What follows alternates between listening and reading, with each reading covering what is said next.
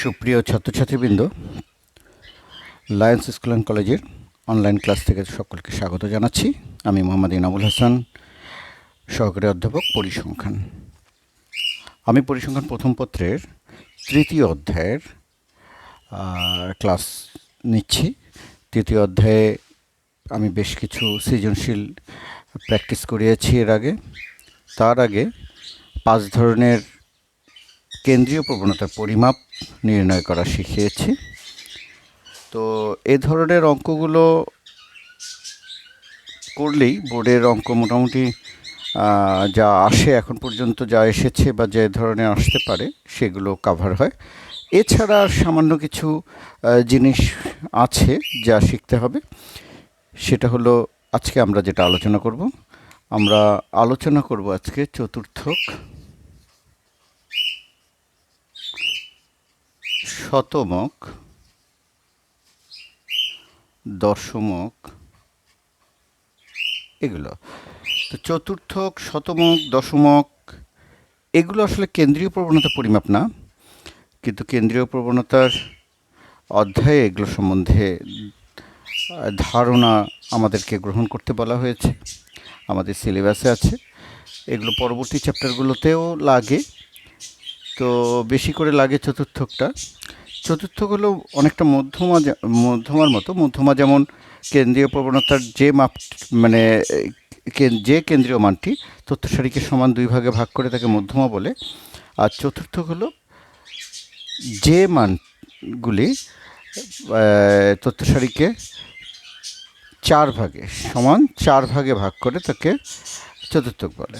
তো এখানে 4 ভাগে ভাগ করতে গেলে একটা মান, যেমন মানগুলো ছোট থেকে বড় সাজালাম, এইখানে হলো মধ্যমা থাকবে। মধ্যমা থাকবে এখানে যে সমান মানগুলোকে অর্ধেক এদিকে অর্ধেক ওদিকে ভাগ করবে। এইখানে থাকবে চতুর্থক, এইখানে থাকবে চতুর্থক। এইটাও একটা চতুর্থক। এটাকে Q1, এটাকে Q2, অর্থাৎ মধ্যমাই হলো Q2 আর এটা হলো Q3। চতুর্থক 3টা তথ্য সারিকে সমান 4 ভাগে ভাগ করবে। প্রথম ভাগে এখানে, দ্বিতীয় ভাগে এখানে, তৃতীয় ভাগে এখানে, চতুর্থ ভাগে এখানে। তাহলে এইটা হলো চতুর্থক 3টা, মানে থাকবে হলো এই অবস্থানে। অর্থাৎ Q1 1:3 অনুপাতে ভাগ করবে, এটা সমান 1:1 অনুপাতে ভাগ করবে, দুই দিকে সমান, আর এটা 3:1 অনুপাতে ভাগ করবে। তাহলে এই 3টা চতুর্থক। তার মধ্যে দ্বিতীয় চতুর্থক হলো মধ্যমা, সে কারণে দ্বিতীয় চতুর্থক নিয়ে আমাদের তেমন আলোচনা নেই। তবে কখনো যদি নির্ণয় করতে পারে মধ্যমা নির্ণয় করলেই চলবে। প্রথম চতুর্থক আর তৃতীয় চতুর্থক নির্ণয় আমাদের মূলত করতে হবে। তো আমরা তথ্য সারিকে বিভিন্নভাবে আমাদেরকে দেয়া হয়, কখনো অশ্রেণীকৃত অবস্থায়, কখনো শ্রেণীকৃত অবস্থায়। তো আমরা অশ্রেণীকৃত অবস্থায় যদি তথ্য সারি দেওয়া হয় তাহলে সাধারণত 7টা, 11টা, 15টা এইরকম সংখ্যক দিবে। তাহলে যদি 7টা দেয়, এনের মান যদি 7 হয়, তখন চতুর্থক, মানে প্রথম চতুর্থক, এটা Q1 তখন হবে n+1/4তম পদ। তো সাধারণত 7টা যদি থাকে, যেমন আমরা যদি এইখানে মানগুলো যদি দেখাই, যে ছোট থেকে বড় সাজানো অবস্থায় আমি দেখাচ্ছি, 2, 3, 5, 5, 7, 8, 9। আমাদের এইরকম মনে করো 7টা মান দেওয়া আছে, এনের মান 7। তাহলে তখন আমাদের 7+1/4তম পদ, 8/4 মানে 2তম পদ। তাহলে 2তম পদ, 2তম হলো 1, 2। এই মানটাকে আমরা তখন বলছি প্রথম চতুর্থক Q1। তাহলে Q1-এর মান আমরা পাচ্ছি। ঠিক একইভাবে Q3 যখন নির্ণয় করব, তখন Q3টা হবে 3 × n+1/4তম পদ।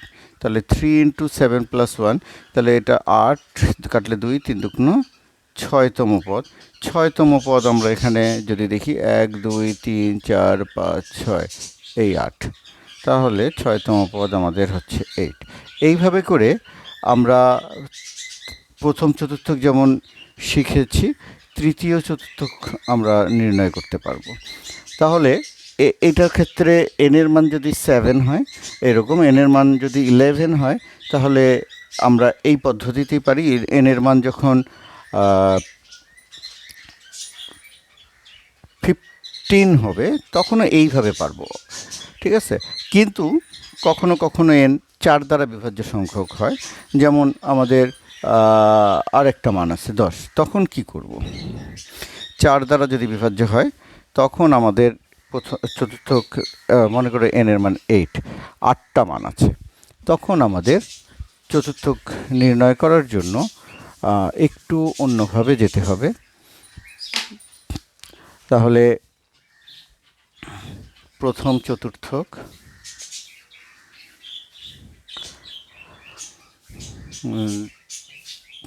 হবে Q1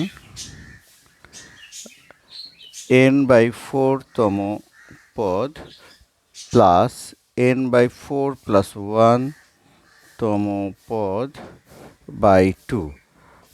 তাহলে n মানে 8, 8/4তম পদ প্লাস 8/4 প্লাস 1তম পদ ডিভাইডেড বাই 2। 8/4 মানে 2, 2তম পদ প্লাস 8/4 2 প্লাস 1, 3তম পদ ডিভাইডেড বাই 2। 2তম পদ হলো 3 আর 3তম পদ হলো 5। তাহলে 3 প্লাস 5/2, তার মানে 8/2 = 4। এই হলো আমাদের এই ক্ষেত্রে চতুর্থক।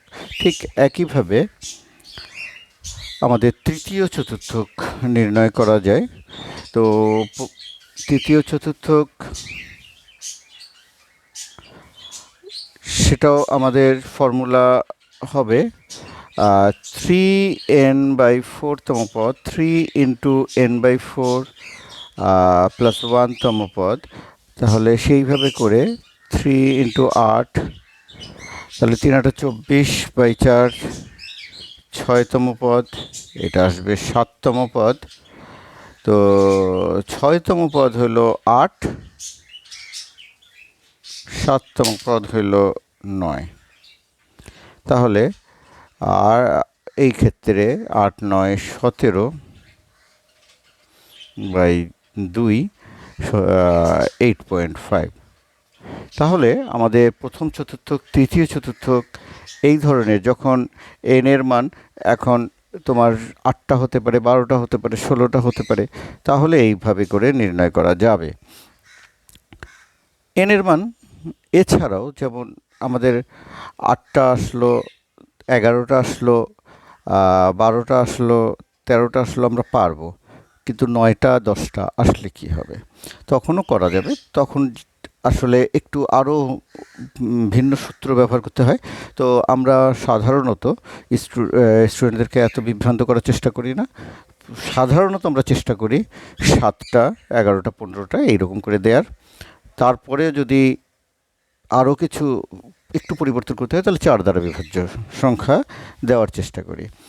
আর বাকিগুলো অতটা আমাদের আসে না, তবে তোমরা সেটা আলাদাভাবে শিখে নিতে পারবা। আমরা এখানে এত ডিটেইলে সবগুলো পদ্ধতি আলোচনা করতে গেলে আমাদের অনেক সময় লাগবে। তো আর সবগুলো শেখার আপাতত প্রয়োজন নেই। এখন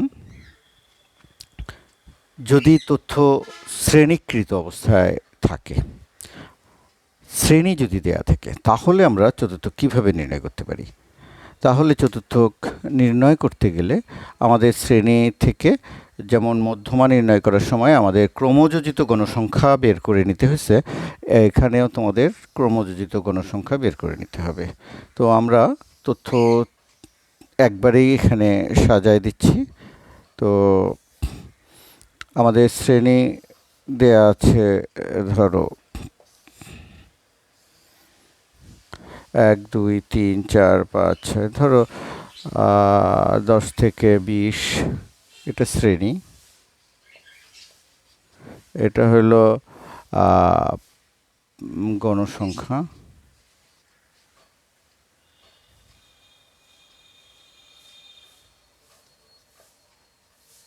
আর এটা হলো ক্রমযোজিত গণসংখ্যা।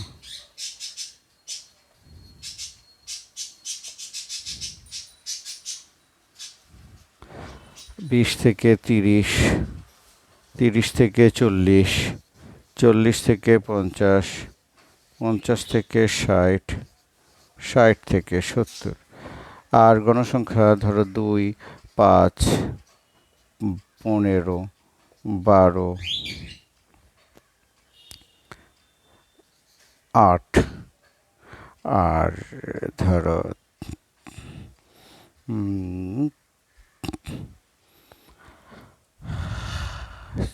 তাহলে 10, 20 আর 2। তাহলে এখন আমাদের n এর মান কত হয়? n এর মান আমাদের দেখা যাচ্ছে যে 24-এর 4 হাতে 2,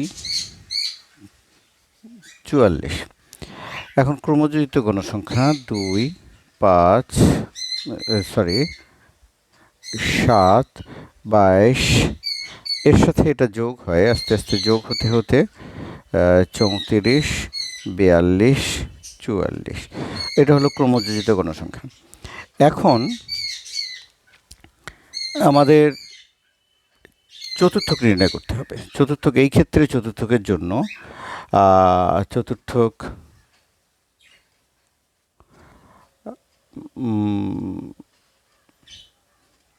হলো তোমার n/4 তম পদ। সাধারণত আমরা এই পদ থেকে এই ক্ষেত্রে দেখাই 11, 44, প্রথম চতুর্থক। এটা হলো প্রথম চতুর্থক বাই 4, 11তম পদ। এখন 11তম পদ হলো প্রথম চতুর্থক, যা এখন প্রথম দুইটা তথ্য এখানে আছে। এখানে হলো 3 থেকে 7তম পদ পর্যন্ত এখানে আছে, 8 থেকে 22তম পদ এখানে, 11তম পদও এইখানেই আছে। তাহলে যা 30 থেকে 40 শ্রেণীতে অবস্থিত। আমরা এই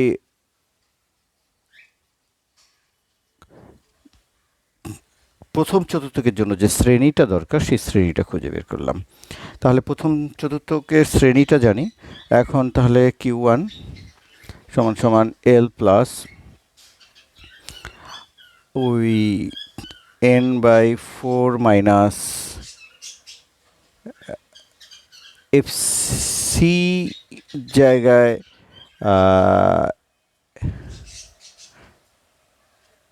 FC হবে। তারপর FM আমরা লিখতাম হলো মধ্যমায়, এখানে FQ1 ইন্টু H। এই ক্ষেত্রে L হলো মধ্যমা নির্ণয় করার সমান, যেমন নিম্ন সীমা এটাই হলো L 30, n/4 আমরা জানি 11 মাইনাস FC মধ্যমা এই প্রথম চতুর্থক শ্রেণীর পূর্ববর্তী শ্রেণীর ক্রমযোজিত গণসংখ্যা।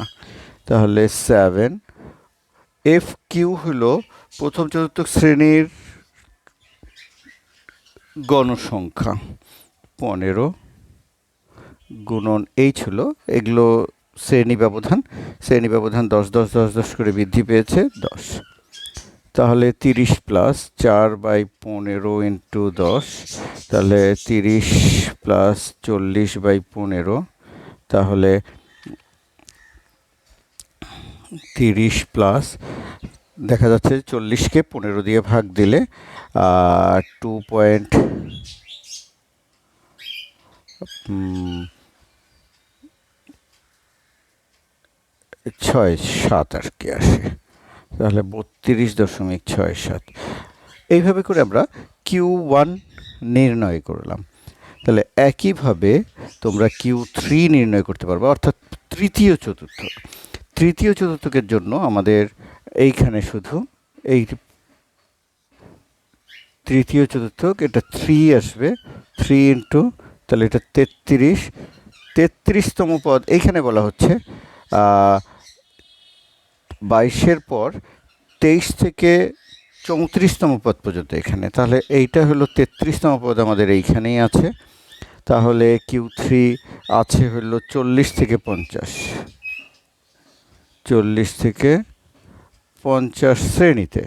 তাহলে ঠিক একইভাবে Q3 3n এত, এটা FQ3, L এর জায়গায় এটা 40 হবে, 3n/4 33।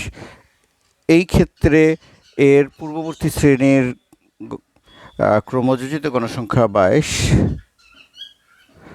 আর এর গণসংখ্যা 12, এটা 10 ঠিক থাকবে।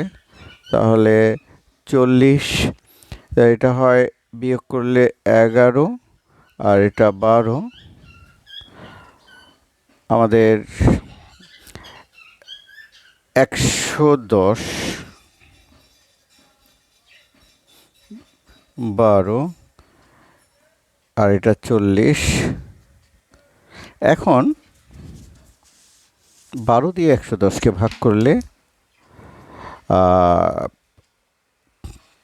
40 প্লাস 9.9 108 2 0 1 8 7 72, এই টাইপের কিছু আসে 718 আসবে আর কি, পরের ডিজিট করলে 18 আসবে। তাহলে 49.18। তাহলে আমরা Q3 নির্ণয় করার যে প্রক্রিয়া সেটাও জানলাম, যে আসলে মধ্যমা নির্ণয় করা জানলে আমাদের Q1 Q3 সবই নির্ণয় করা যায়। আশা করি তোমরা প্রথম চতুর্থক, তৃতীয় চতুর্থক এগুলো বের করা শিখলে। দ্বিতীয় চতুর্থক যদি কখনো নির্ণয় করতে বলে মধ্যমা নির্ণয় করতে হবে। আমাদের দশমক হলো একই রকম কনসেপ্ট, এটা সমান 4 ভাগে যে মানগুলি ভাগ করবে তাদেরকে চতুর্থক বলে, আর দশমক হলো সমান 10 ভাগে যে মানগুলি ভাগ করে, তথ্য সারির যে মানগুলি তথ্য সারিকে সমান 10 ভাগে ভাগ করে তাদেরকে সবাইকেই আমাদের দশমক বলে। তো দশমককে আমাদের সূত্রে যদি উপস্থাপন করতে হয় তাহলে দশমকের সূত্র এইখান থেকে যদি দশমক বের করতে বলে, আর ওই অশ্রেণীকৃত তথ্য দশমক বা শতমকের জন্য আসলে অনেক বেশি তথ্য দরকার হয়, সে কারণে ওই রকম অবস্থায় অশ্রেণীকৃত অবস্থায় তোমার দশমক শতমক নির্ণয় করতে বলে না, এখান থেকে নির্ণয় করতে বলতে পারে। তাহলে দশমক যদি বলে আমাদের এটা দশমক ডিসাইল বলে ইংরেজিতে, এটা সূত্রটা হলো ডি। এখন কততম ডিসাইল? যদি 3তম ডিসাইল হয় D3, ডিসাইল থাকবে 9টা, দশমক হলো 9টা, অর্থাৎ সমান একটা তথ্য সারিকে 10 ভাগে ভাগ করতে গেলে 9টা পার্টিশন দরকার, সেই 9টাই হলো ডিসাইল। তাহলে 3 নম্বর ডিসাইলটা যদি নির্ণয় করতে বলে, ঠিক একইভাবে L প্লাস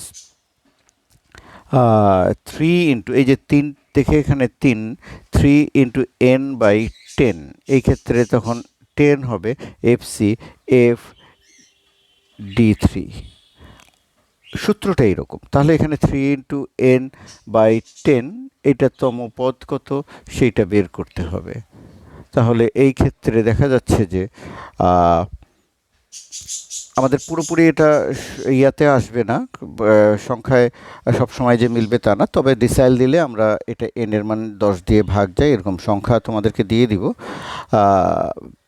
এই ক্ষেত্রে মানগুলো একটু কম বেশি আছে, আমরা ধরো একটু পরিবর্তন করে এটা 11 করে দিলাম, তখন এটা 50 হলো। এখন আমাদের এই ক্ষেত্রে যখন ডিসাইল নির্ণয় করতে বলবে তাহলে এটা 50 5 15তম পদ, তাহলে তোমাদেরকে এইটা নির্ণয় করতে হবে 15তম পদ। তাহলে আমাদের এই মানগুলোও চেঞ্জ হচ্ছে, এইটা তখন হবে 13, এইটা হবে 28, এটা হবে 40, এইটা হবে 48 আর এইটা হবে তখন 50। এখন ডিসাইল যখন নির্ণয় করতে বলবে 15তম পদ, তাহলে 15তম পদ তোমার এইখানে আছে, এই শ্রেণীতে 15তম পদ আছে। এই দেখো এইটা না, এইখানেই আছে, এটা 13তম পদ পর্যন্ত আছে, এইখানে 28তম পদ পর্যন্ত আছে, তাহলে 15তম পদ এখানে আছে। তাহলে এই ক্ষেত্রে 30 থেকে 40 30 থেকে 40 শ্রেণীতে আছে। এখন এই সূত্রে তোমার যদি বসাতে হয় তাহলে এইটা 15, এর পূর্ববর্তী শ্রেণীর এটা হলো 13, এই শ্রেণীর গণসংখ্যা 15, আর এল 30। এখন এটা নির্ণয় করতে হবে। তাহলে নির্ণয় করলে আমাদের এটা বিয়োগ করলে 2, এটা 15, এটা 30, তাহলে দেখা যাচ্ছে যে